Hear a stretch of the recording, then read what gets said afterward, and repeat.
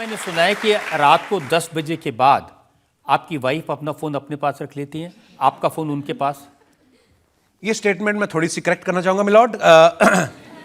रोज 10 बजे के बाद नहीं, जब कभी कभी मेरे 11:30 बजते हैं ना तो वो फिर अपना फ़ोन, वो सियानी है थोड़ी, उसको पता है कि ये फिर कोई ना कोई पंगा कर देगा, तो इसीलिए मैं कह रहा था शादी कर लेनी चाहिए। आप सोशल मीडिया पर पोस्ट करते रहते हैं और वो डिलीट करती रहती हैं। नहीं, अब मैं नहीं करता हूँ। हाँ, पहले से कर देता था। पहले हर मुद्दे पे मुझे घुसने की आदत थी, किसी मुद्दे पे अपने विचार पेश कर देने, कोई मांगता भी नहीं था। तो फिर मैंने सोचा यार कोई मेरे से पूछ भी नहीं रहा है, मैं फालतू में क्यों ऐसे अपने आप ही मुश्किलें आप इकट्ठी कर लेते हो कभी कभी अपने लिए। पर अब नहीं सर, अब बहुत चेंज है लाइफ में। 2 बच्चों के बाद एक जिम्मेदारी भी आप पे आती है। फिर लगता है कि यार मेरे बच्चे और 3-4 साल बाद ये यूट्यूब पढ़ने लग जाएंगे तो ये देखेंगे हमारा बाप ऐसा है। तो मैं थोड़ा पुराने वीडियो सर मेरे यूट्यूब से डिलीट करा दो किसी तरीके, जो पुरानी खबरें। लेकिन इस बात को कैसे डिलीट करा दूं? आप कहते हैं कि मेरी शादी नहीं होती अगर मैं पीता नहीं।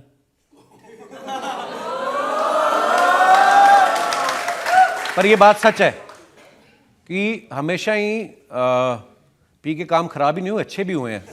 तो सर मैं कॉलेज जब पढ़ता था, अपने कॉलेज, तो गर्ल्स कॉलेज बिल्कुल था हमारे कॉलेज के पास। वहाँ पे मैं अपनी पॉकेट मनी के लिए काम करता था। तो गिन्नी उस कॉलेज में पढ़ती थी, तो मेरी स्टूडेंट थी ये।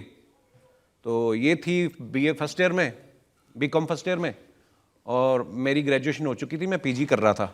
I am post graduate.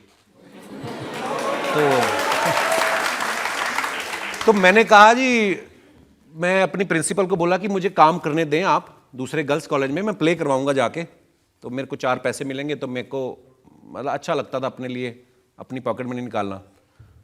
तो गिन्नी ना सर, हम 2 लोग थे, मैं, मेरा दोस्त था एक, और 3 लोग, एक म्यूजिक वाला था मेरा फ्रेंड। तो हम लोग रोज रिहर्सल करने के लिए जाते थे, तो वो सैंडविच लेके आती थी सिर्फ मेरे लिए। तो मेरा दोस्त कहता है ये ना लड़की गिन्नी तेरे को लाइक करती है। मैं कहा नहीं यार, उसकी गाड़ी देख कितनी बड़ी है और मेरे स्कूटर की फोम निकल रही बाहर। तो मैं कहा ऐसा नहीं हो सकता। कहता नहीं नहीं, हो ना हो, तुझे लाइक करती है। तो एक बार हम कॉलेज रिहर्सल के बाद ख़त्म करके घर यार दोस्त बैठे हुए, और बस 2-3 माहौल बना हुआ था, तो उसका फ़ोन आ गया।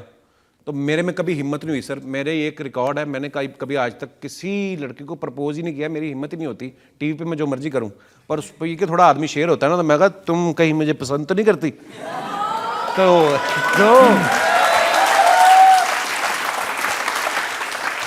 उस वक्त नहीं वो बोली, पर मैं पीछे पड़ गया। मैं कहा नहीं, ऐसा कुछ लगता है मुझे। मान गई कि बस फिर सर मोहब्बत हमारी इसी तरह शुरू हो गई। फायदा हो गया उस दिन। हाँ, फायदा हुआ। उन्होंने आपकी, हालांकि जब मैंने उसके डैडी को देखा था ना, बड़ी गाड़ी में आया और इधर पिस्तौल लगा हुआ, तो मैं तो उसी समय क्या, मैं कहा रात जो भी मैंने तुझसे बोला भूल जा, माफ, मेरे को पता नहीं था। तो पर हाँ, फिर धीरे धीरे वक्त के साथ जब आप सेटल हो जाते हो, चीज़ें बदल भी जाती हैं। मैं उनको बहुत प्यार करता हूँ, गिन्नी के पापा को। होता है कई लोग ना भगवान स्वरूप लगते हैं आपको। किसी ने मेरे जैसे आदमी को अपनी बेटी दे दी, भगवान ही हुआ ना मेरे लिए। जनता चलो सवाल पूछना चाहते हैं। सर आई लव योर दाढ़ी स्टाइल। Thank you. वाह वाह, कहाँ से आप? मैं गोरखपुर से हूँ सर। गोरखपुर से? अच्छा, मुझे लगा बीहड़ से। अच्छा जी। सर कहते हैं नशा शराब में होता है तो नाश्ती बोतल, और लोग आपको दोष देते हैं, तो इस पे आपका क्या कहना है? आप खाली पूछ रहे हैं कि मंगवाने वाले हैं?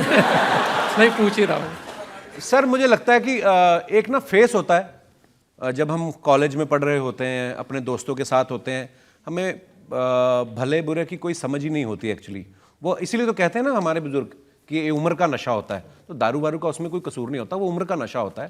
सो उस समय आदमी बहुत गलतियां भी करता है, और फिर उन्हीं से सीखते भी हो आप। मुझे ये लगता है कि मैंने कभी अपने बारे में कुछ ऐसा छुपाया नहीं कभी किसी से, जो है वो खुली किताब की तरह है, और इसीलिए इतना शायद प्यार भी मिला है मुझे, और सालों से मिलता आ रहा है। हमने ये शो 3 महीने के लिए बनाया था, 10 साल हो गए इस साल। तो ये आप लोगों का प्यार है जो मिलता रहा है हमेशा। गलतियां की हैं तो क्रिटिसिज्म, पता है जितनी आपको मोहब्बत मिलती है ना, आपको क्रिटिसिज्म भी उतना ही मिलेगा अगर आप कुछ गलत करते हैं। तो जहाँ पे गलत था वहाँ पे लोगों ने क्रिटिसाइज भी किया। पर हाँ, वही है कि आप अपनी गलतियों से सीखें, सेम गलती दोबारा ना करें, नहीं करें, डिफरेंट वेरिएशन लेके आए गलतियों में।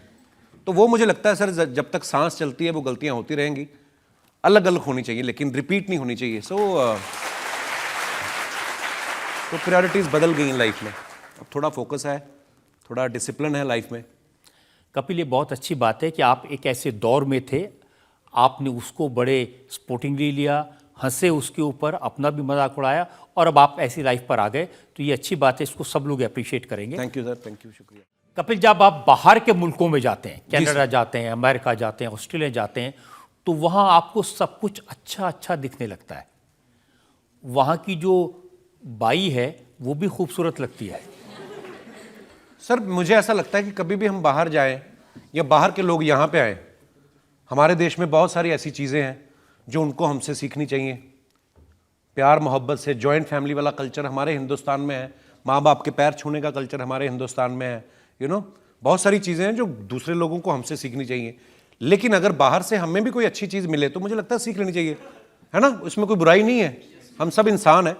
मैंने देखा लिफ्ट में उतर रहे आप, कोई भी अनजान आदमी से टिकट मारेंगे, एक दूसरे को कॉम्प्लीमेंट देते हैं।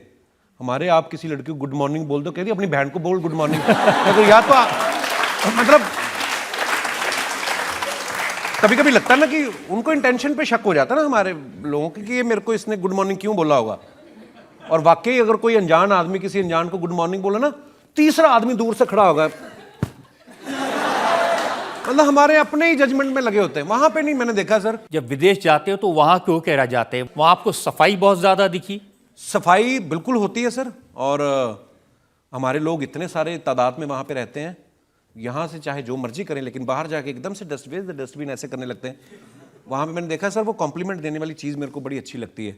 वहाँ पे अगर कोई काम, जैसे मैं होटल में था तो वो जो आई सफाई करने, तो उसने पहले बोला गुड मॉर्निंग सर, मैं कहा गुड मॉर्निंग, तो नेम प्लेट लगी थी रोजी, ये नाइस। तो वो हमारे हिंदुस्तान में काम वाली बाई को अगर आदमी कमेंट दे देना कि शीला, तो बीवी बाल नोच ले उसके कि तुम्हें शीला, तुम्हें दिखाई दे रही है, आगे पीछे की हिस्ट्री निकाल देती हैं। तुम तो हो ही गलत खानदान, तुम्हारा ताऊ भी 65 की उम्र में लड़की निकाल के ले गया था। तो ये तो हमारे,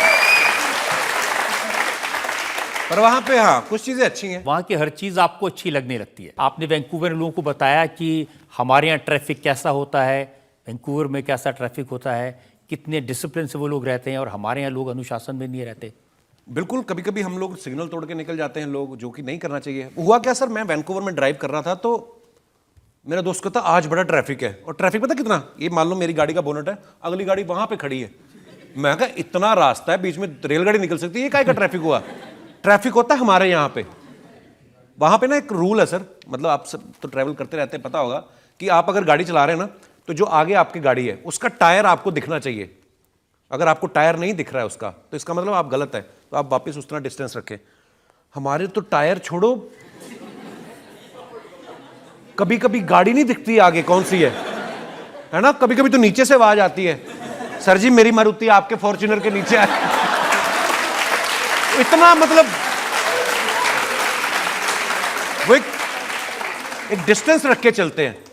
आप मुंबई में आ जाओ, गाड़ियां बोनट टू बोनट ऐसा फ्रेंच किस करके चल रही होती हैं। कभी कभी तो इतनी जगह नहीं होती कि हम अपने हिसाब से मोड़ सके, कभी कभी पहला वाला मुड़ता है ना, तो हमें भी मोड़नी पड़ जाती है। तो इतना, पर हाँ वो पॉपुलेशन भी है, हमारी पॉपुलेशन भी बहुत ज्यादा है।